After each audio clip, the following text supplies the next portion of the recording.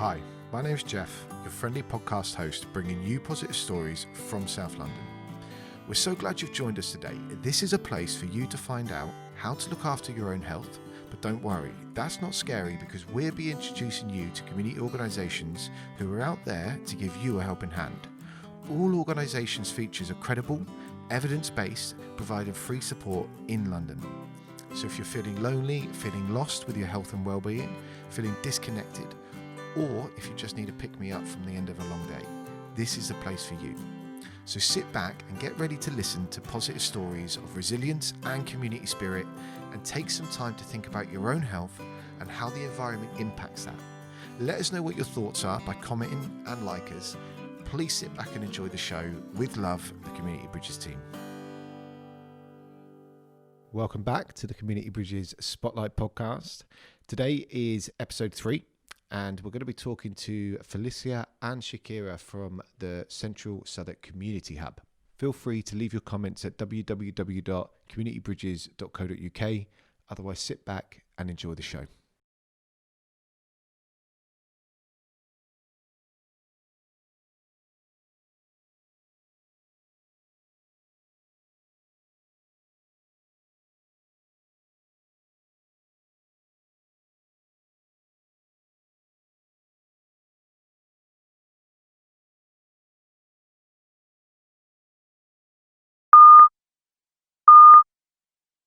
Mic, basically, you'll it's be just having a right conversation. It's nice to look at the person's face. It is, yeah, so and that's to turn around. So then we put it in a way that I can be looking at you. To be fair, last time the debt table was here, and we just had the 2 mics, and then my laptop was sat there. And because I do look up a couple of things on the website just to ask a couple of questions, I kept doing this, so you can hear in the recording where the voice just disappears a little bit. So even I've got to try and remember to speak right in front of you. But it's just what it is.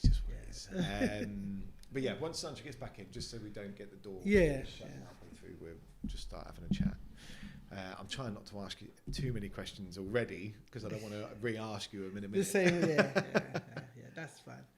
I tried for the first time. Usually I'm terrible at trying to script. I don't like it, and I never remember anyway. Yeah. I write things down and I don't talk about it. So today, I said this morning, it's good as it was a Saturday because I wasn't rushing around doing anything else. Yeah. So I thought, okay, Felicia, take a bit of time and look at it. But as usual, I might not even look at it. I might not, but they're more prompters, so I don't forget certain things. Exactly that. That's my worst thing. I need prompters, really, because I'll think of something, and it'll be something that I really want to ask, and by the time we've gone through the because of the conversation, that's gone. Yeah, it's gone. Yeah, you waste so much, but I can't remember it all. So I'm not good at script. So you're from South East London? You're around this area? Enough, was it last July? Camberwell Society did an article about me. I'm a Camberwell girl. They call me. I've never been called a Camberwell girl before.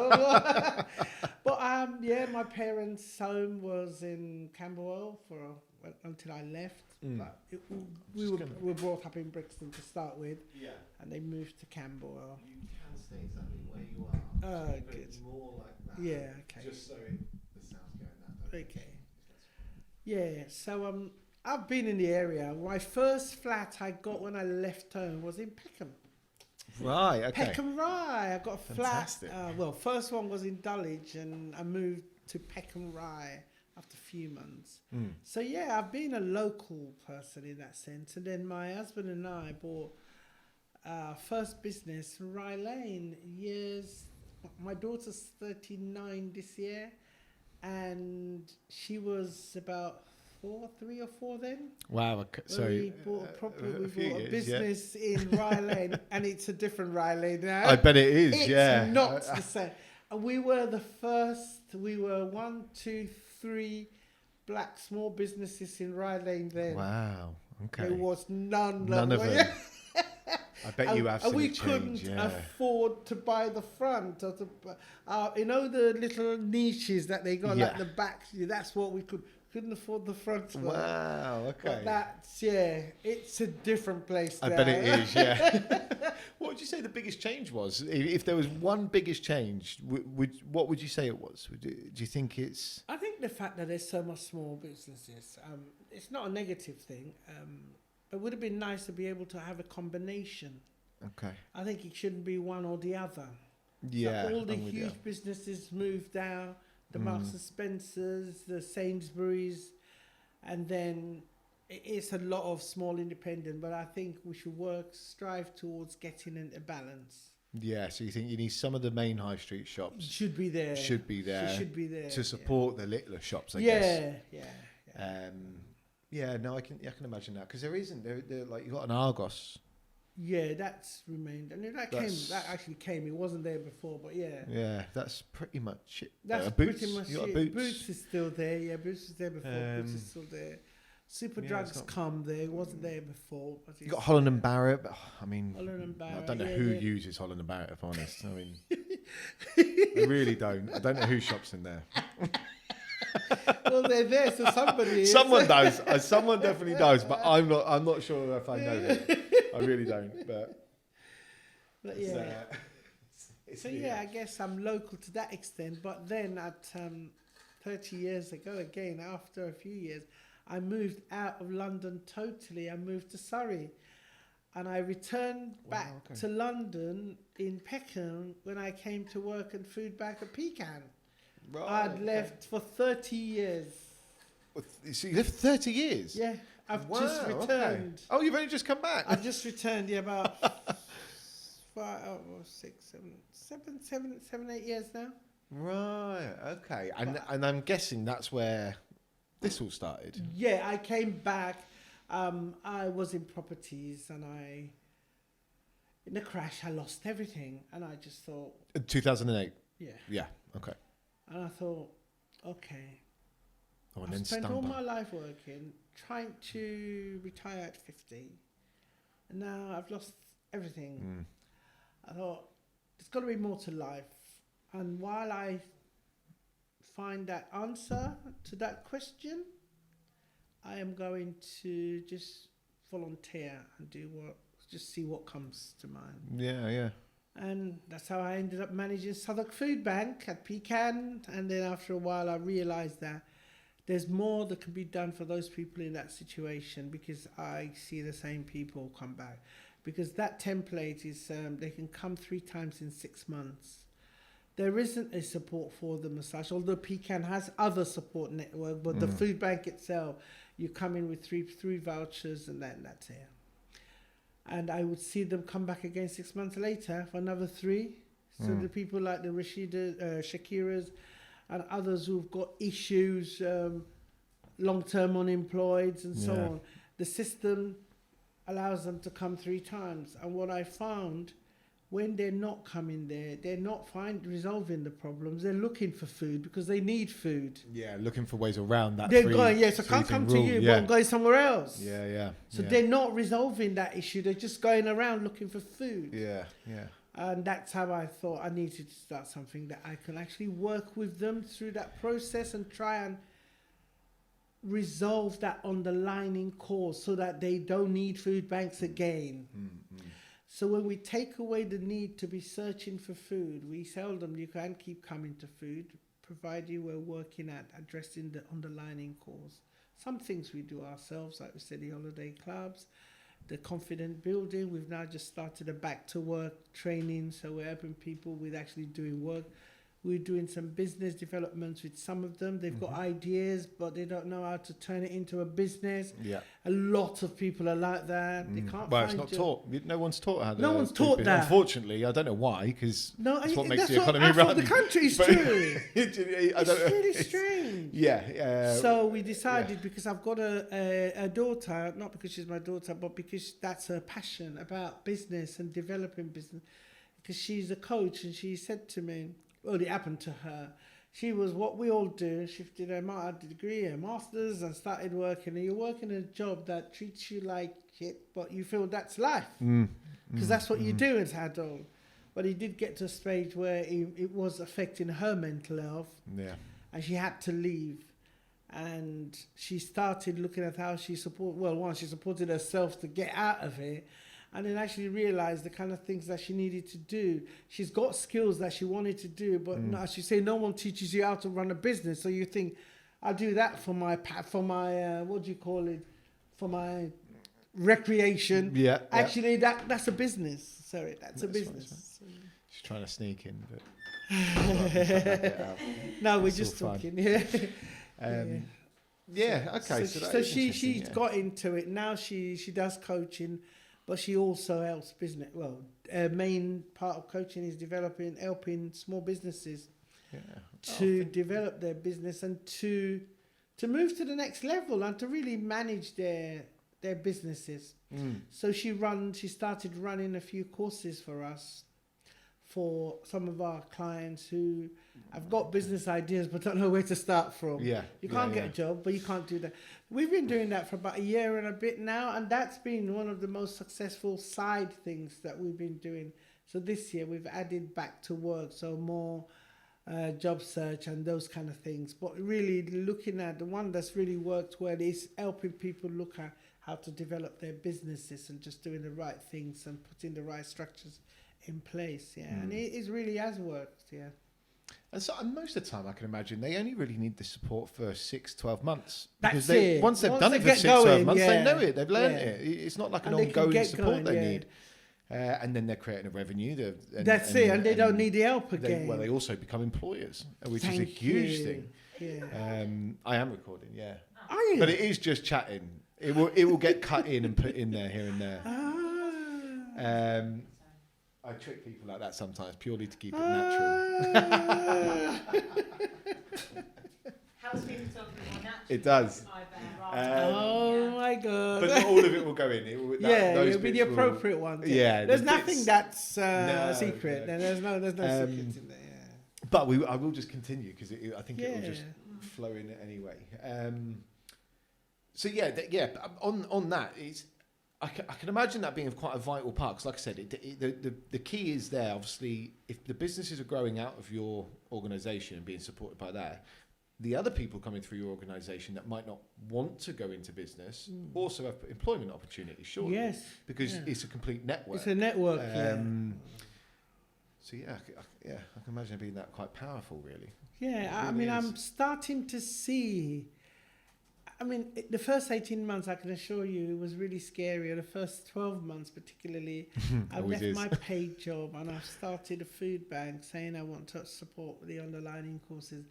And then you think you've not tried it out and suddenly there's no funding, there's nothing coming your way and you have no income.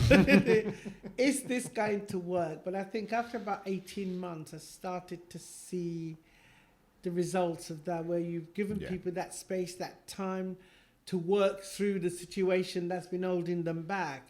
And now they're all right. And I can say now our food bank manager who you met downstairs today, Sandra, she became our food bank manager. She was a client, then she volunteered, and now she's our food bank manager. In fact, she's about to be promoted to a new role because of commitment, but she came through. She was referred by a local agency. We supported her through that time, and she got she resolved the issue that was holding her back from working. And before she even got the outcome, she started volunteering. For the last 2-3 years, she's been volunteering, running our holiday clubs with other mothers who attend the club. So we will train them, give them the necessary training, and they'll run our holiday clubs.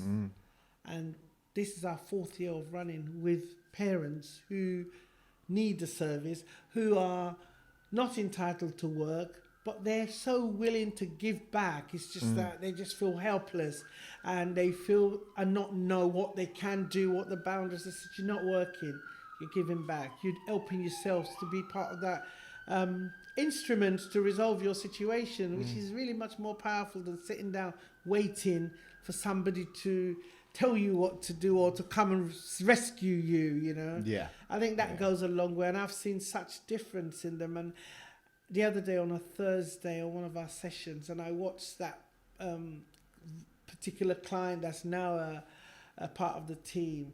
She was advising another client another volunteer was coming, and I thought, wow, this has gone a whole circle round. And she saw a client and she says, no, we need to do something about that particular client. And she reeled off the problem and what we're going to do to help that person.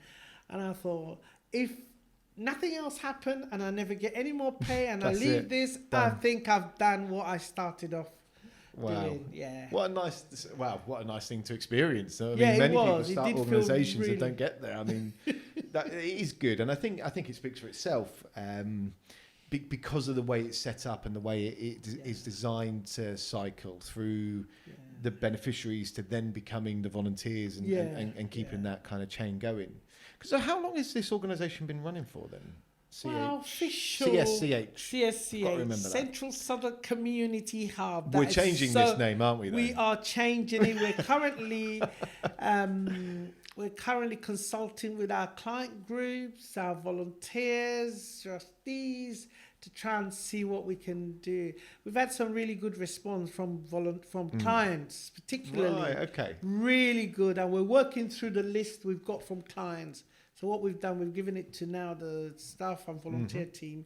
But the initial name groups we got were from client. Because what we asked them is that when you received this service, if you were given the opportunity to name it, what did it do to you? Yeah, what and so we've got like 8 different names that they think this explains how I feel when I come here. Yeah, Oh, really nice. Yeah, it's a good idea. It's a good way to do it.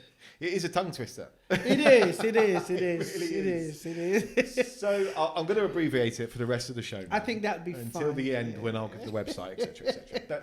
CHCH. So when was it formed? When did you come up with this idea? Well, I started 2016 December, but our charity registration came through April 2017. Okay. We were running on through. Yeah. Okay. And what kind of, obviously we touched on it very briefly a minute ago, and to go into a little bit more detail though, what's the impact you see from what you guys do? Okay. The biggest impact? I think the biggest impact we see is where somebody comes into you feeling as if life's not worth living, because as human beings, food is like basic, should be.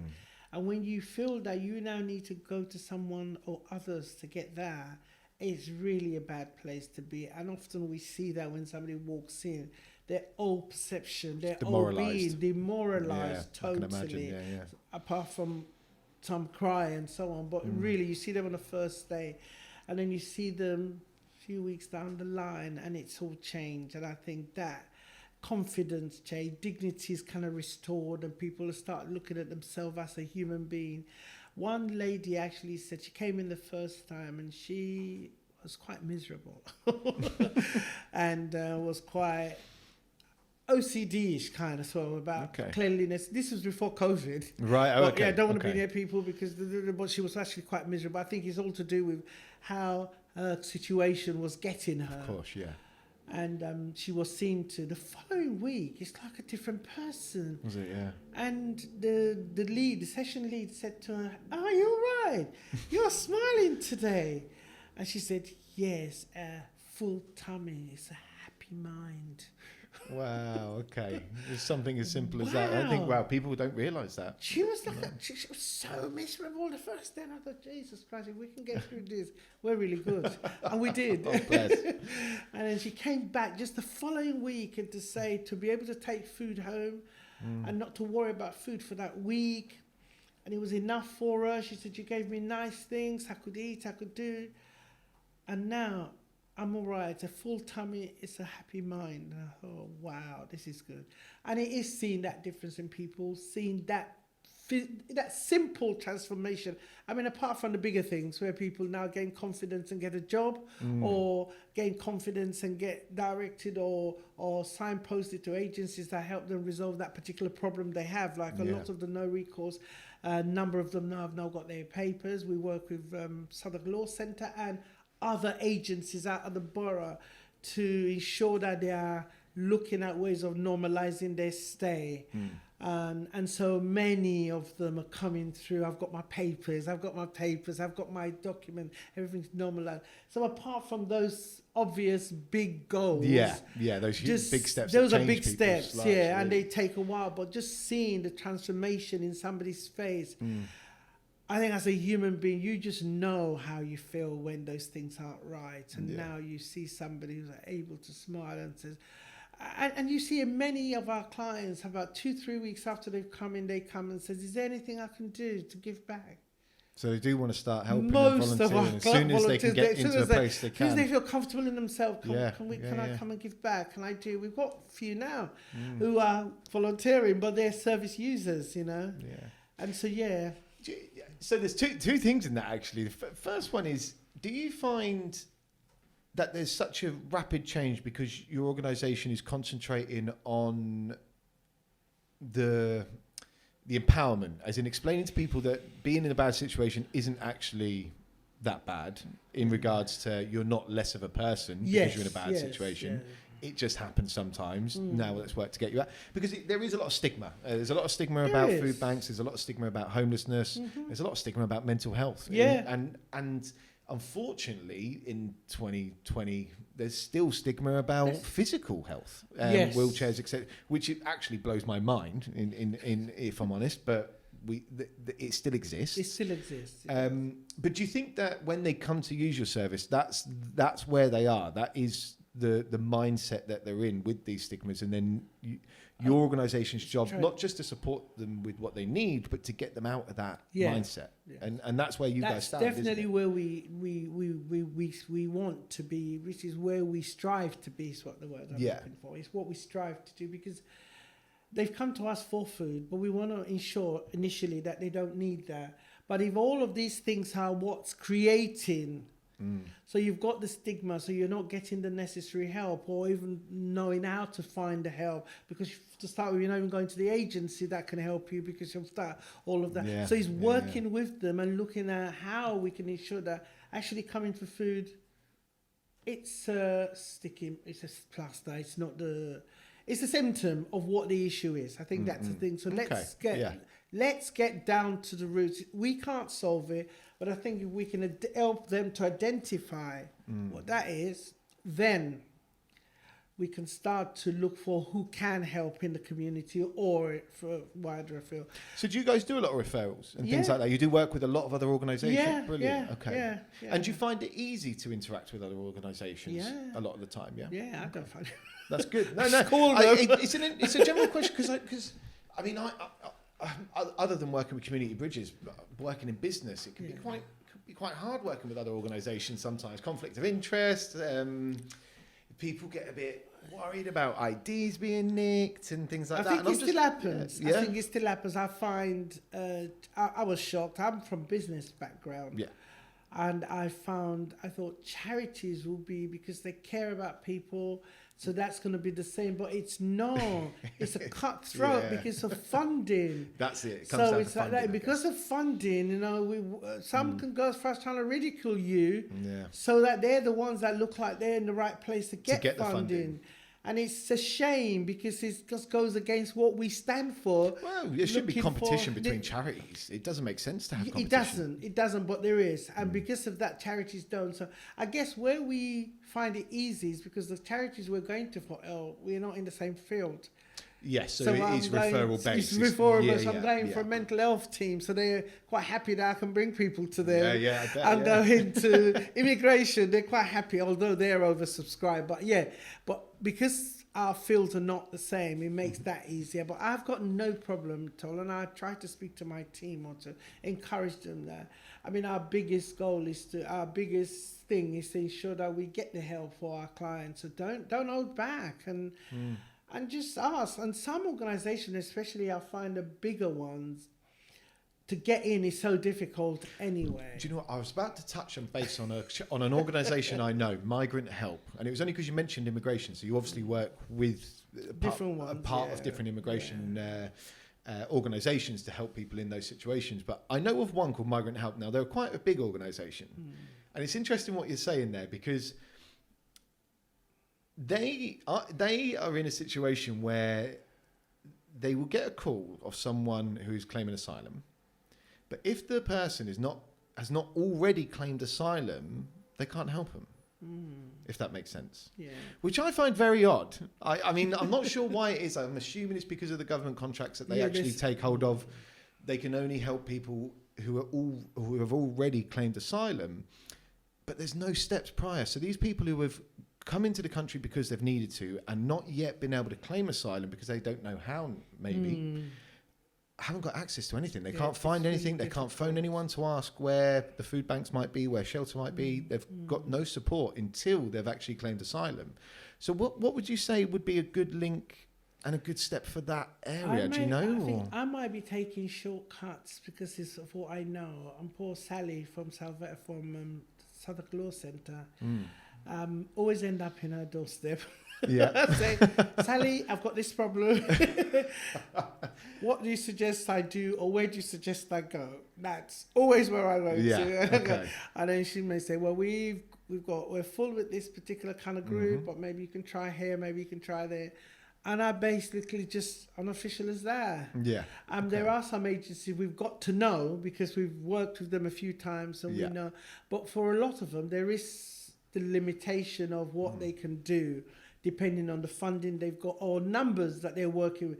Yeah. Caseloads, there is so much of people in need, but they don't have enough funding and capacity to do that. So that's a big thing. So you think that the drain on it is actually outweighing the funding? Outweigh the amount, yeah, definitely. Yeah. Okay. So we always have to go, have you got space for this person? Have you got space? And are you able to take? And there's some agencies I've been waiting for nearly 2 years.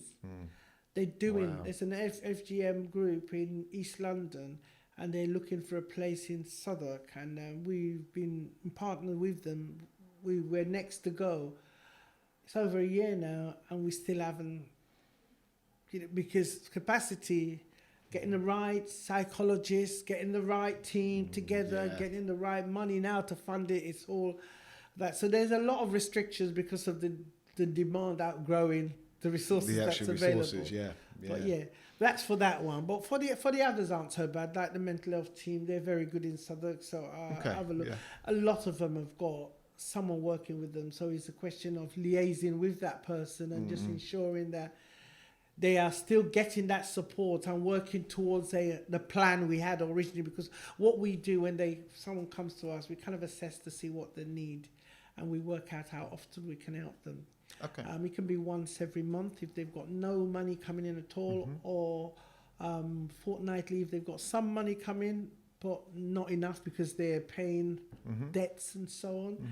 And so cases like mental health, some people are on wrong benefits, so they're on universal credit where they need to search for jobs and they can't because of their mental state. They shouldn't be on that benefit because they're not really fit to work, but for some reason they're on that. So we would keep them on board, give them a place to come to regularly, someone to talk to, while a social worker or service support worker tries to change the benefit to the appropriate one. Okay, yeah. So, but that takes time. Of course, yeah. And meanwhile, if they're not looking for work, they could be sanctioned, which means they'll just have no benefit. So just stop the universal credit. They'll just stop here because they've not kept up to their agreements. Even if there's been a report of it being the wrong type of application, right. If you're on it, you're saying that you're available to work. Yeah. You're searching for a job. That's what that is. That's what you're saying. Yeah, if you're not searching for a job, then they stop it. Then they'll stop it. Right, okay. So it's a question of getting you onto the right benefit for your condition. So for that, they'll stay with us and drop into our community cafes, get any everyday support that they need until that change is implemented, so they can get the right benefits and move on. So it's kind of different for the different groups of people. Of course, and I guess there's a lot of different areas and reasons for people to be in this situation. Yes, I mean, what's your ultimate vision then? What would you like to see happen? Obviously, that's a big question because we're in a very tough year this year. Things have changed. So I'm sure if I asked you this last summer, it would have been different. Would have been very different. But what is the vision for CSCH and yourself?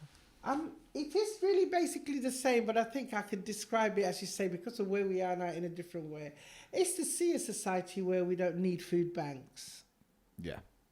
Ultimately, we want a society where we don't have food banks, because we work with clients to ensure they don't come back to food banks.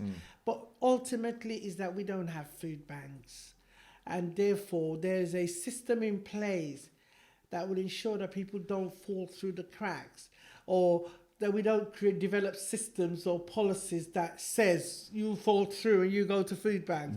That should never be the case. It wasn't when food bank started. It was hijacked on. When I started on food bank, I was a trust food bank we had at Pecan. And the 3-day policy and the 6-time policies, because the then DWP benefits that were available, it would take you 3 days for your benefit to be resolved if there was a problem. So they gave you 3 days parcel. Right. Okay, that's why. And then they will give you a maximum of 10 days, because ultimately, even if you had the worst problem, it would be resolved in 10 days. Okay. That's why. Now that's gone.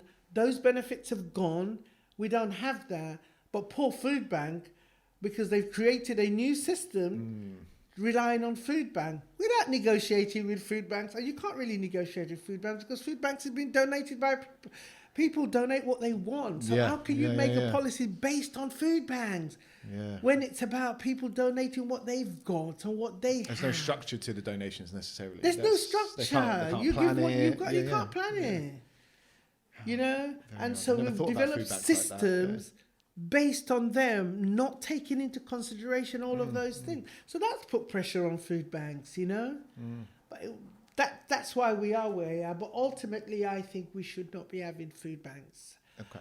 There should be a cash or a voucher system. If somebody's benefits not coming through, you should give them some money to go and buy food. That's just exactly that. Just making someone, because say they've lost their job, really simply, no mental health, no physical health problems, just been really unfortunate in this scenario this year because they've lost their job. Not many jobs going around. They may have to go. I mean, firstly, you're right, 100% right, in regards to really the government should be supporting them with vouchers so they can go to their normal supermarket and don't be looking strange. And this is it. And the thing is, as soon as that person's lost their job, they then have to start going to a food bank.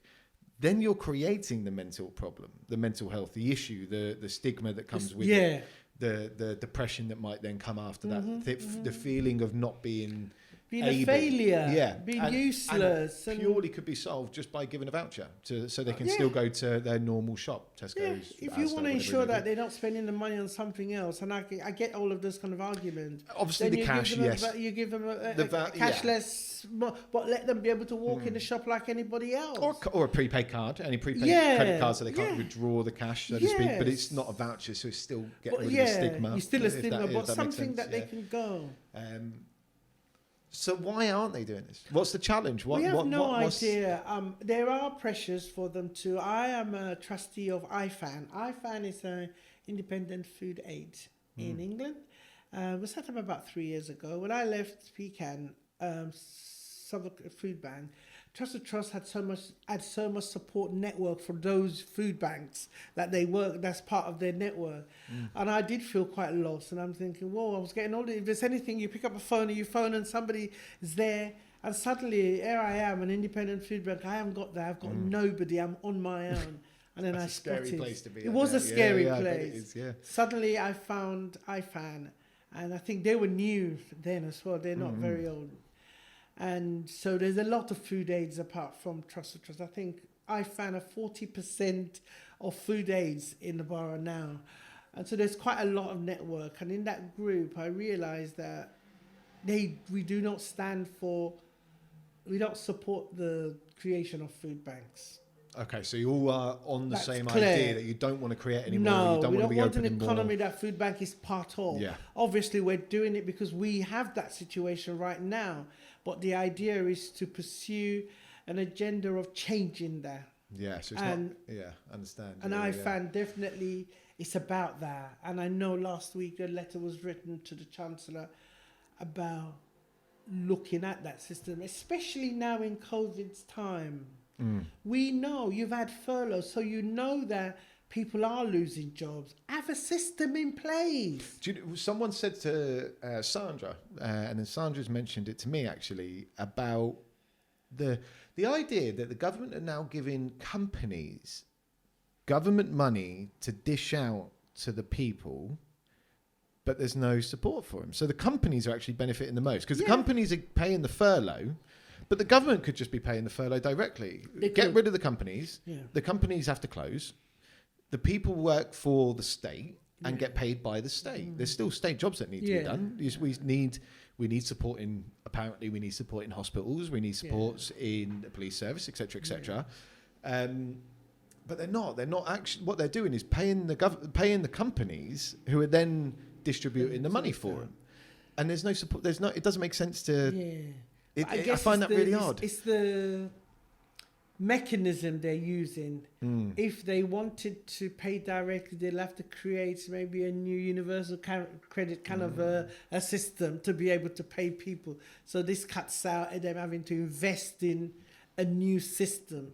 So if they pay to the company should pay the staff. So that way it should be easy. I guess, I'm not in their brains and I don't know, but I'm guessing it's something to do with limiting or making use of an outlet that's already there. Exists. Yeah, it's already there. So we're not expecting COVID to be here forever, but it's already exists. So let them pay. But there are organisations who who can't carry on even with that support. And so we know people are coming off. We're getting people. I'm getting volunteers because they've lost their job.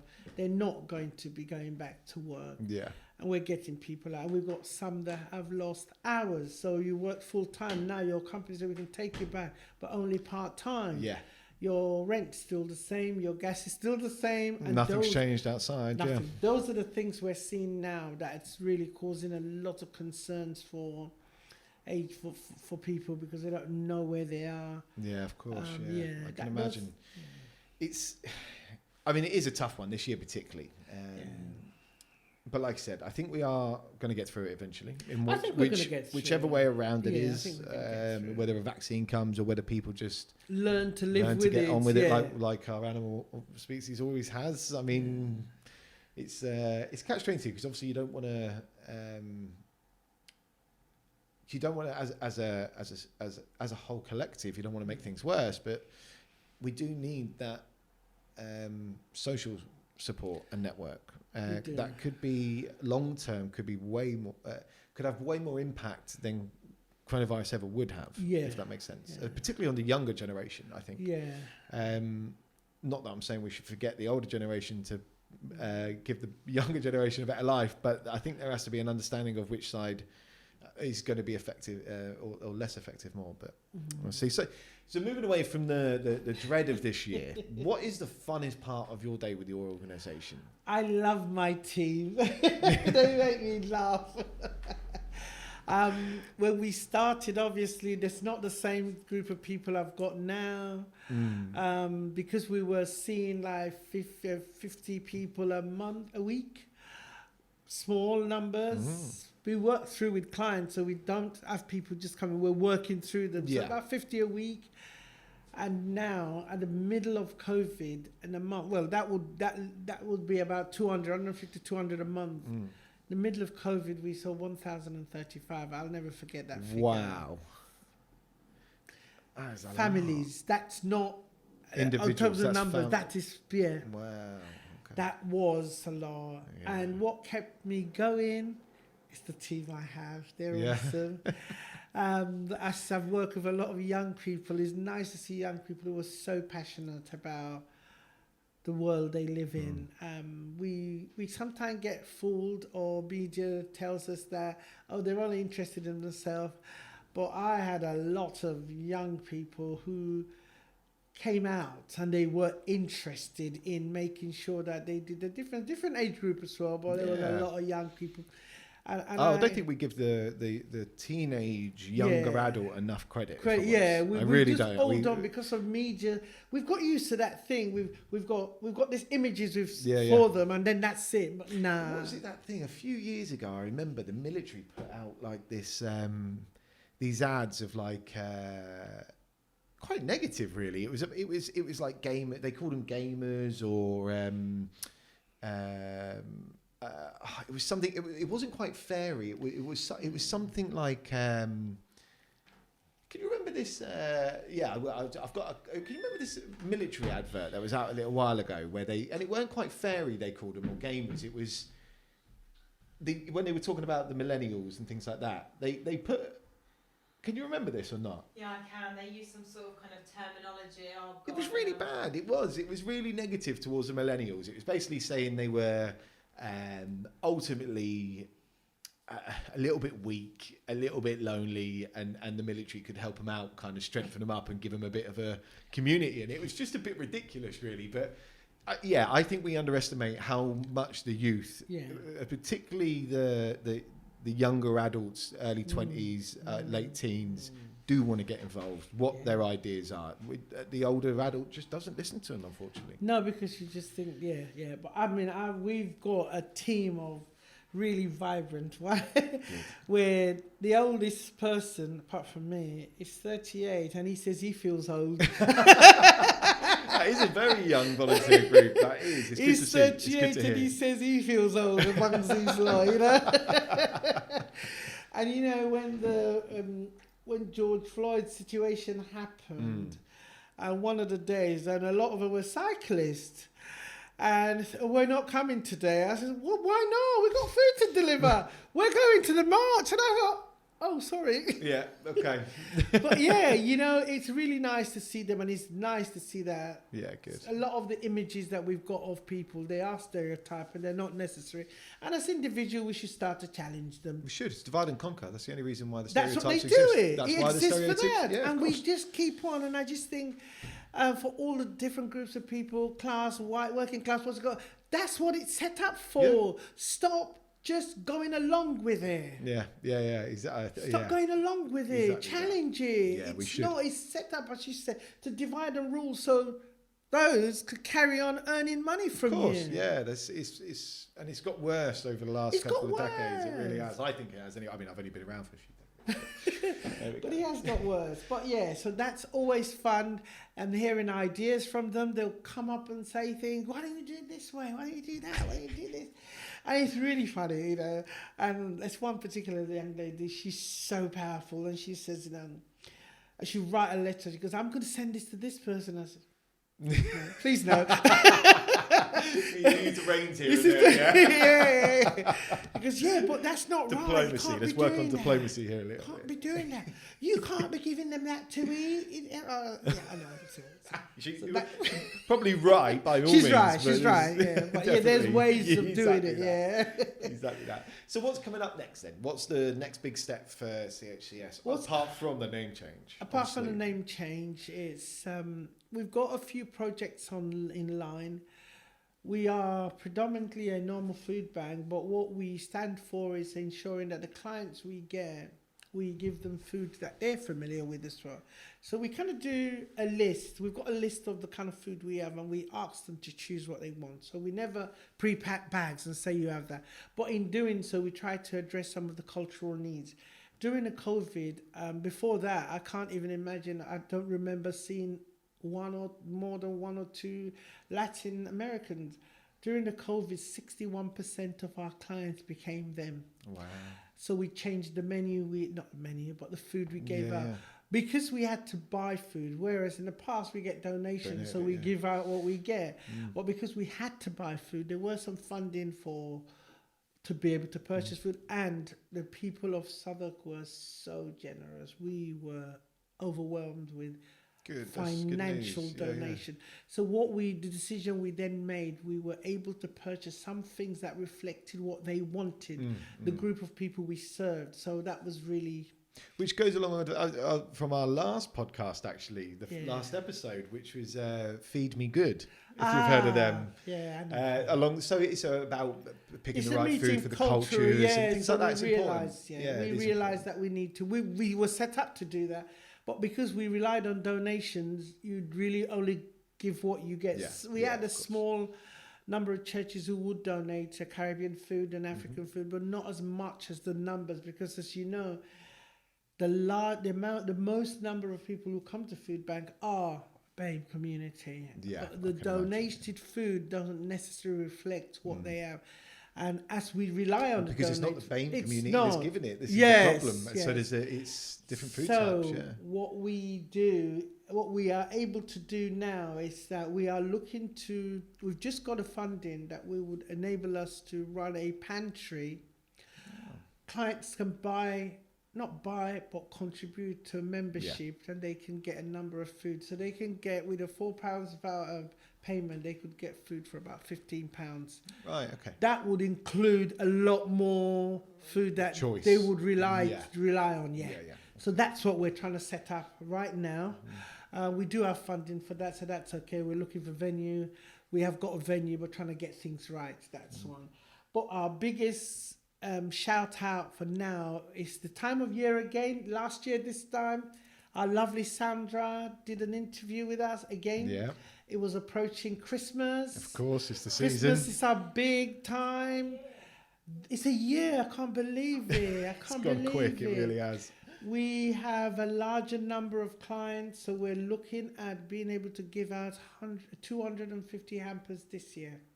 Last year was 150 we were aiming for. This year, with the pandemic, with the number of people that's now coming to food bank, with I think 250 is not enough, but hopefully we've obviously got to have a cap to it. Of course, yeah. And because as bad as it is, and as whether we like it or not, children are being affected by it, and that's our concern for Christmas. What we don't want is any child to say, I didn't enjoy Christmas, or I didn't have Christmas because my parents are in this situation. Yeah. So we want to be able to give 250 Christmas hampers, which would contain a turkey or any other meat product that would enable the family to celebrate Christmas. Yeah. And we give Christmas toys and all the necessary side food that will make a nice Christmas dinner. We're at that stage again. We were just talking about it last week. We've identified a lead for the Christmas hamper appeal. So we are going to start asking people to make donations so that we can run our Christmas hamper. It's going to be needed even more this year. Yeah, I think it is. But I think it may be easier because COVID has made us all aware that we need to support each other and we need to work. It's definitely shown the cracks. It has. It has. It has indeed. So I'm hoping that it is a question of information, getting it out and saying that's the need for this time of the year for us to start to prepare for that. Yeah. Christmas is still going to come. Kids are still need, and particularly now that we've had such a hard year, they need to keep their spirits up. We're talking of mental health. Yeah, those are the things that worry parents. Yeah, I think it is. How we get our children through this. How we get our children how are they going to be in a few years from the residual of it? Yeah. So how do people start donating to this? Is there a link already on the site? There is a link on our website. Okay. It isn't a particular one for Christmas appeal. We are setting one up specially for that. So there'll be a specific one for the Christmas appeal. One. Otherwise, they can go make a donation. They can go make and just say Christmas appeal. Is it CSCHUB.co.uk? There we go. That's the one. It will be in the links at the bottom as well, guys, so they can check that out there as well. But no, I mean, thank you very much for coming. It's been great. Smart guy. You got me talking before I realised. Okay, my name is Shakira Salau, and I'm representing CSCH today. They've been serving me for close to 4 years now, I think. Yeah, and I felt really loved attending every of our session and because I benefit a lot from there. Apart from food bank that we actually get food from, we actually do other activities like holiday activities and very recently as well, because they're very inclusive. Recently, during the COVID, I was pregnant and I got food delivered to my home because I was moved about by housing bits, and I used to live in Forest Hill, and I got food delivered to my doorstep for that period. so amazing. It makes it a little bit easier, doesn't yeah, it? yeah. So they did so well for me. Good. I'm just going to introduce that other sound in the background, which that's fine. is. I hope I get this right. Aisha. Is it Aisha? Aisha. Yes. Aisha. Amazing, because her English name is amazing. Amazing. Yeah. Amazing. Okay, so we do have a baby with us. Yes. Which is the little squeaky noises we can hear in the background. I'm sure that's going to sound very cute over the course of this, so no problem. That's okay. But I thought the audience might wonder if we didn't introduce her. So I okay. thought I'd better introduce her before anyone wondered. So how did you hear about and find out about the organisation? Were you involved with it before it became what it was? Because I know it kind of evolved into what it was, hasn't it? From a food bank. Is that right? Yes. Well, I normally attend another group with PACT, Mom Space. Yes. So I don't know if you're aware of PACT. We are. We've worked with them before. Yeah. Yeah. So I got referred. Okay. From PACT to CSCH. Yeah. And that was it. And then you've stuck with them ever since. Yeah. Okay. Yes. Right. Okay. And when was the first time you went to them then? Was that a few years ago? Recently? Not recently. It has been a few years. Like I said earlier, nearly 4 years now. Because we've done a lot. We've done a lot. Christmas activities, holiday activities. And if not because of COVID, during holiday, my children used to look forward to going to, like, we've been to House of Parliament, we've been to different places, Oh, brilliant. So you did quite a lot with them outside of, obviously the food bank, which I know where it started. Not only food.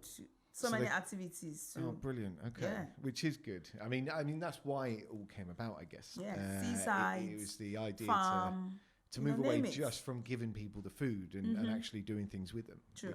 Which is what's important. That's kind of like mental development of their service users as well. Yeah, of course. Yes. And why? So you worked with the organisation before and got referred over. Why did you start getting involved with this organisation? Was it to find something different and to get involved with new people, or was there a particular service you was looking for that they offered? Yes, I guess it's just because of what I was looking for that they offered me. Yeah. Because they offered me everything.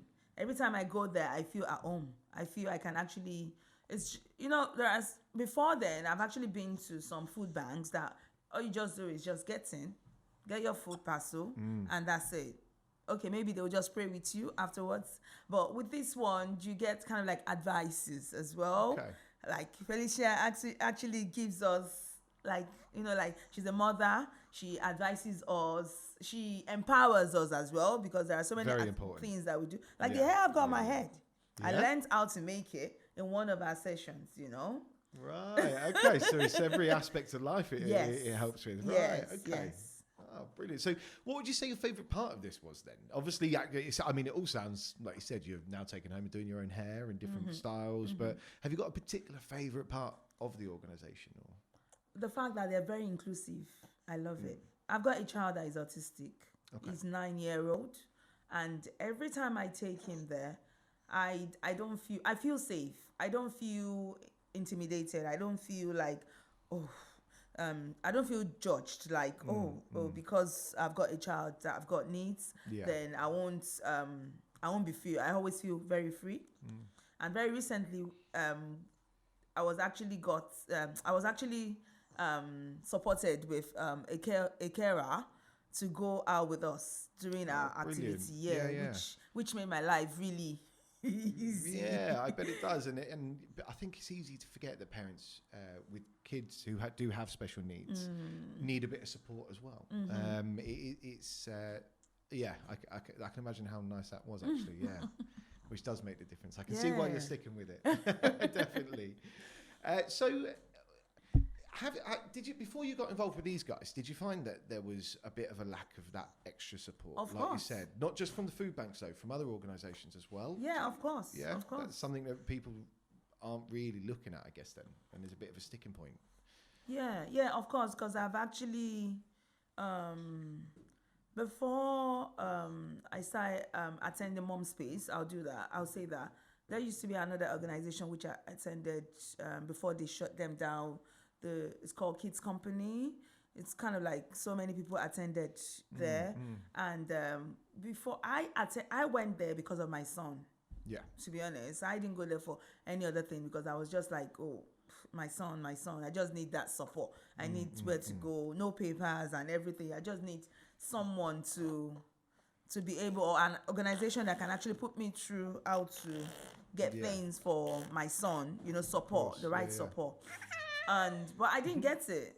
I didn't get it then. I didn't get it. I got like food beat and all, but I didn't get what I really, and so many people got it. So it wasn't kind of like a general thing. Some people got it, but I didn't get it. I don't know if you get my point. Yeah. But unlike when I got to CSCH, the words of encouragement alone made me like, okay, this is my place. Yeah. This is where I need to stay, I don't need to go about and start looking for. This is it. Yeah, that's where you stuck. And so what are your next steps with them then? Obviously, you feel like you're going to stay with these guys for a while. Are you getting involved in other aspects of the organisation and things like that? What's the next move?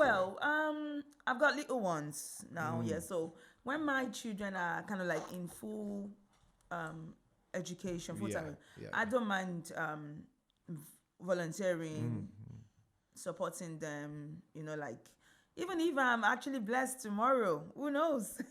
I don't mind contributing. Honestly, I don't mind because they've actually touched my life. They've touched my children's lives. So I'm really hoping and praying for when that will happen. Good. That's I can imagine that's a really powerful thing to go through an organisation and then be able to later on in life actually volunteer with them to help the next people who might need the help, which is really important. Yeah, definitely.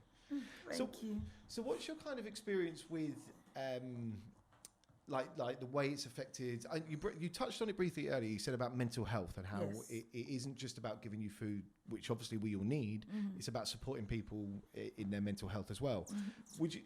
Is that the main aspect of health that they kind of concentrate on, or is there a big physical health aspect they work on as well with you? Do they work on both sides? Is it quite inclusive of both sides as well, or? And it's when you say both sides, they touch the general aspects, not just physical or mental, every bit. Okay. Because like I said earlier, they empower us as well. That actually goes a long way, isn't it? If I want to make this air now, it will cost me a fortune, which I cannot afford. So, like it's paying expensive. someone, Like it really is. I mean, I don't have much hair to do. Mine's extremely cheap, if I'm honest. Yes. But I know it is very expensive. A friend of mine's a hairdresser. It's every aspect in general. Let me just say, let's generalize everything. Yeah. Because I got there one day and I was so emotional. I was really, really down. I was so bad. It was so bad that they had to go and call her out from the office. And I was pregnant and she spoke to me, prayed with me. Yeah. And I felt relieved. It was just like a big load that was taken off my chest. So spiritually, everything is just, as I said, general. Let's generalize everything. Don't say physical or mental. Yes. Perfect. Okay. So what can you say to others in a similar situation? How would you say to get involved? What would you say to make the first step for them? How would you help them out now? Well, I'll say they just need to go for try to get the right organization to put you through. And as soon as you actually are able to identify the right, you don't need to keep going about. Just try to get focus, contribute in every way you can, because we all own the CSCH. I always say that to that we all own CSCH. We need to work together for the development of that organization. So I would say they're not alone, and things are actually gonna get better with time. I think a lot of people are hoping for that. Yeah, they should be positive. They should be positive. I guess that's such a hard thing to remember for people at the minute is that they're not alone. There are a lot of people in their situation because they're not talking to people, but things are different this year. So I can imagine it being even harder to get in touch with these organisations and find out where they are, how to get involved, who they will get involved with. I can imagine that being quite difficult, but like you said, it is going to get better. Yes. And hopefully it gets better sooner rather than later. Yeah. Because I just want to chip this in. Of course. Because I remember when my son was diagnosed, and I was like, oh my God, why me? What am I going to do? This, and I didn't know about CSCH or any other organization. And one other parents that had similar experience was like, you're not alone. So that word is always like with me, like, you're not alone. Just keep pushing, and it will only get better anyway. It won't get worse. So, and be positive. So. No, exactly that. That's well, the key. Shakira, I think we've it's been brilliant. Thank you very much for coming to see us and sharing your story. Okay. Thank you. Thank you. She contributed. Yeah, definitely, Aisha.